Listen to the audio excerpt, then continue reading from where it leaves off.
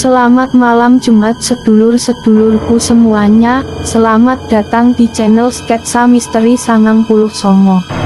Channel kisah-kisah cerita misteri atau kejadian nyata yang pernah dialami oleh seseorang dalam kehidupannya. Selamat menonton dan mendengarkan, jangan lupa untuk suka, komen, dan subscribe, agar malam ini kamu bermimpi indah. Salam malam Jumat. Namaku Yulia Stuti. Saat ini, aku tengah menjalankan pendidikanku ke tingkat perguruan tinggi. Aku bersyukur dengan apa yang telah kucapai hingga aku dapat masuk ke perguruan tinggi favoritku di kota Semarang ini. Aku meninggalkan rumah, mencari kos yang dekat dengan kampusku. Waktu sudah menunjukkan pukul jam 11.30 awan malam. Hujan rintik semakin menderas, membuat bulu kudukku merinding. Dingin, sunyi dan gelap. Kulajuan terus mobilku menerobos barisan air hujan yang belum berhenti. Tiba-tiba, kulihat seorang perempuan memakai pakaian tidur tengah berdiri di depan mobilku. Kuhentikan laju mobil ini tepat di depan tubuhnya. Maaf, aku benar-benar tidak sengaja. Syukurlah kalau kau tidak opo-opo. Perempuan itu mendongak ke arahku dan tersenyum miring. Aku tersentak, rasanya wajah perempuan ini tidak asing bagiku. Tapi siapa? Kenapa aku tidak mengingatnya? Tatapannya sayu, bibirnya bergetar, wajahnya pucat ditambah dengan air hujan yang membentur tubuhnya. Aku Yuli, opo kau masih ingat aku? Tanyanya membuyarkan lamunanku. Aku tersentak kaget sekaligus bingung. Eli, siapa dia? Maafkan aku, Eli. Namun aku memang benar-benar tidak ingat. Maukah kau memberi petunjuk agar aku mengingatmu kembali? Kulihat Eli yang menatapku sedih. Sambil bercucuran air mata, Eli menceritakan semua padaku. Aku Eli, sahabatmu sewaktu kita masih berseragam putih biru. Kau tidak ingat, aku pindah ketika akan naik ke kelas 3. Sekarang aku baru ingat. Dahulu, kami bersekolah di sekolah menengah pertama yang sama di Solo 3. Kami sangat dekat, namun, dia pindah ketika akan naik ke kelas 3. Semenjak itu, aku tidak pernah melihatnya lagi. Eli, kau kemono sojo, sudah lama kita tidak bertemu. Ku peluk erat tubuhnya yang basah, dingin, dan kaku. Aneh, kenapa dia hujan seperti ini keluar? Eli membalas pelukanku dengan gemetar. Kenapa kau membiarkan hujan membasahi tubuhmu? Ayo, cepat, masuk ke mobilku. Di perjalanan, aku merasakan perasaan tidak enak. Eli terus saja diam 1000 bahasa. Ku coba untuk mengajaknya bicara. Eli, kenapa kau hujan di luar? Eli tersenyum tipis. Aku menunggumu, Yuli. Aku rindu kepadamu, dan aku sudah merasakan bahwa kau akan datang ke sini. Jawabnya datar namun terasa sangat tulus. Mobilku berhenti tepat di depan kos 2 tingkat yang terlihat sunyi. Ada papan kayu bertuliskan, kos Eli loro, di kanan pagar masuk. Aneh, nama asrama ini sama dengan nama Eli. Bangunan asrama ini terlihat kuno, tua, dan berkabut. Remang cahaya dari lilin putih besar menyinari hampir tiap sudut asrama. Aku turun dari mobil, segera mengambil langkah, mengikutinya yang berjalan terlebih dahulu. Ini kos Eli loro, aku sudah tinggal lama di sini. Aku mengangguk paham. Ini kamarmu, Yuli. Silakan nikmati fasilitasnya. Aku tinggal sendiri di sini, Yuli. Baiklah, Eli. Terima kasih, yo. Untung saja ada kau di sini, jadi aku tidak bingung mencari penginapan. Ujarku. Eli mengangguk dan segera meninggalkanku.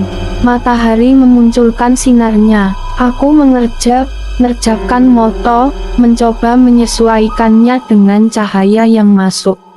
Segera ku bersiap untuk kuliah. ini hari pertamaku. Eli, aku berangkat yo. Eli tersenyum dan melambaikan tangannya padaku. Sampailah aku podo kampus baruku yang hijau dan indah. Bangunan yang terlihat kokoh, bercat abu hitam. Hai, siapa namamu? Seseorang menepuk pundakku. Aku menoleh, terlihat dua orang pemuda dan dua orang perempuan tengah tersenyum ke arahku. Hai juga, namaku Yuli Astuti. Kalian bisa memanggilku Yuli, jawabku sambil tersenyum. Aku Nono, ini Dion, ini Risa dan ini Yuan dari Gina. Aku mengangguk dan menjabat tangan mereka satu persatu. Kau tinggal di mana, Yuli? Tanya Dion. Di kos Eli loro, jawabku. Mereka saling menatap bingung. Kau tidak salah alamat, Yuli. Setahu kami, tidak ada nama kos seperti itu. Aku kaget sendiri. Mosok iyo, tapi aku tidak menghiraukan kata-kata mereka. Sudahlah, ayo kita masuk sojo, ajakku. Panas terik terasa membakar kulitku. Segera aku kendarai mobil dan pergi dari lingkungan kampus. Sampai di kos, ku lihat Eli yang tengah duduk di teras. Eli, kenapa ada di sini? Tanyaku. Eli mengajak masuk dan duduk di kursi jati tua. Yuli, apa kau pernah merasakan bagaimana sakitnya dikhianati oleh sahabatmu sendiri? Aku menggeleng heran. Lalu apa yang kau rasakan? Kebahagiaan, kesenangan dalam hidup sepanjang waktu hingga kau melupakan seseorang yang dahulu dekat denganmu. Mataku membulat, melihat ke arah Eli yang berbicara aneh. Aku tidak mengerti, Eli. Apa maksudnya? Eli menjawab, aku telah menghilang dari dunia ini, Yuli. Aku sudah mati karenamu. Aku menutup mulutku dengan kedua tangan. Ego, kau Yuli, kenapa kau meninggalkanku? Aku sahabat yang tak pernah kau anggap. Aku kecewa padamu. Sebegitu lupakah kau terhadapku? Aku dan keluargaku dibunuh secara brutal di dalam rumah baru kami sendiri, Yuli. Aku telah membalaskan dendamku pada penjahat itu, tapi belum denganmu. Eli dengan air mata yang semakin menderas, dia semakin mendekat ke arahku dan mencoba menancapkan pisau lipatnya ke dadaku. Eli, aku mohon jangan kau lakukan itu. Kau sahabat baikku, Eli. Apa kau tidak mengingatnya? Aku ingat ternyata kita telah melalui semua kenangan itu selama 2 tahun lalu. Aku rindu, aku coba mencari kabar tentangmu tapi tidak ada yang tahu.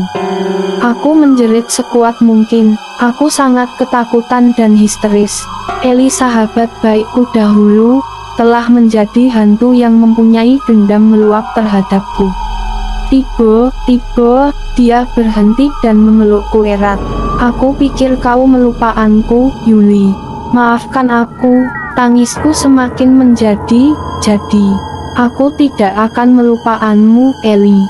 Meskipun kau telah tiada, kau akan selalu menjadi sahabatku.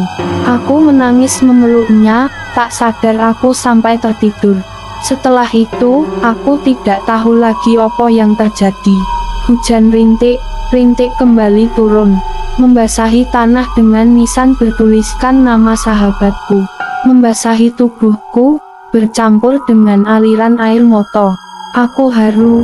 Selamat jalan, sahabatku tersayang. Aku harap kau bahagia di surganya. Aku tidak akan melupakanmu, percayalah. Aku pergi yo, Eli. Aku harus segera mencari kos baru. Kosnya akan ku bersihkan. Hujan telah berhenti dengan sempurna. Begitu pula dengan air mataku. Pakaian terakhir telah ku masukkan dalam koper. Ku perhatikan setiap seisi kos ini. Tempat sahabatku menghembuskan napasnya yang terakhir. Tempatnya menghabiskan sisa umurnya dengan cara tragis. Sekarang dia telah tenang. Tidak ada lagi masalah antara kami. Tidak ada lagi kesalahpahaman itu. Semua sudah berakhir. Perlahan, kos itu menghilang dan berganti menjadi tanah dengan rerumputan. Di antara rimbunan pohon akasia yang menghias taman kampusku, kulihat wajah bahagianya tersenyum dan melambaikan tangan ke arahku. Aku pun membalas senyum dan lambaian tangannya. Perlahan, sosok itu menghilang seiring dengan mahasiswi baru yang mulai berdatangan.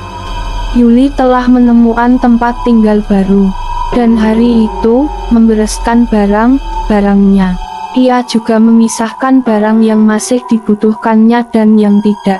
Sesaat mata Yuli terpaku menatap sebuah boneka tua yang diberinya nama Kiki. Itu adalah boneka pertamanya, hadiah dari sang nenek. Di ulang tahunnya yang ke-9, boneka gadis kecil itu sudah terlihat kusam dan Yuli juga berpikir sudah tak pantas lagi bermain boneka. Yuli pun memasukkannya ke kantung plastik besar, tempat di mana barang yang tidak lagi dibutuhkan ditempatkan, dan mengikatnya erat. Lalu meletakkan kantung besar tersebut di dekat pintu keluar bersama dengan beberapa kardus. Pindahan memang melelahkan, begitulah yang Yuli rasakan saat ini. Satu persatu, Yuli mulai mengeluarkan barang-barang dari kosnya. Ketika truk pengangkut barang datang, Yuli segera memasukkan barangnya ke dalam truk, dibantu oleh si sopir. Sementara barang yang tak lagi dipakainya, ia tinggalkan di tempat sampah. Di tempat tinggalnya yang baru, Yuli merasa lebih nyaman. Beruntung ia mendapatkan sebuah kos yang biaya sewanya tidak mahal dan cukup dekat dengan kampusnya. Tidak seperti kos yang sebelumnya, yang terletak lebih jauh. Lebih bagus lagi, Yuli juga mendapat pekerjaan sambilan dengan upah yang lumayan. Hari itu, Yuli pulang agak larut, karena harus bekerja seusai kuliah. Tak lama setelah ia menutup pintu depan, ponselnya berdering. Ketika Yuli mengangkatnya, ia mendengar sebuah suara yang mirip gadis kecil mengatakan, "Halo, ini Kiki. Aku berada di tempat sampah. Aku ditinggalkan, tapi aku akan pulang kembali." Yuli langsung menutup ponselnya itu, dan berpikir seseorang sedang mengerjainya. Tak lama kemudian, ponselnya berdering kembali. Ketika ia mengangkatnya, suara yang sama terdengar. "Halo, ini Kiki, aku di stasiun kereta. Tak lama lagi kita akan ketemu." Yuli menutup ponselnya, meletakkannya di meja dan mulai merasa agak gelisah. Sebentar saja, ponselnya berdering kembali. Dia mengangkatnya, dan lagi suara yang sama. "Halo, ini Kiki, aku sudah di jalanan kosmu. Apa kau merindukanku?" Yuli menutupnya kembali. Kali ini ia benar-benar ketakutan. Ia berniat keluar dari kosnya. Namun, sebelum ia melangkahkan kaki, ponselnya berdering kembali. Yuli pun mendengar suara itu berkata, "Halo, ini Kiki. Aku di depan kosmu. Buka pintunya." Sekarang Yuli semakin ketakutan, tapi ia terus mengatakan pada dirinya, ini pasti hanya sebuah lelucon. Ia pun pergi ke pintu kosnya dan menengok dari lubang pengintainya, tapi tak ada seorang pun di luar. Yuli merasa lega, lalu ponselnya berdering kembali, dan ketika Yuli mengangkatnya, ia mendengar, "Halo, ini Kiki dan aku tepat di belakangmu." Dan pandangan Yuli langsung gelap.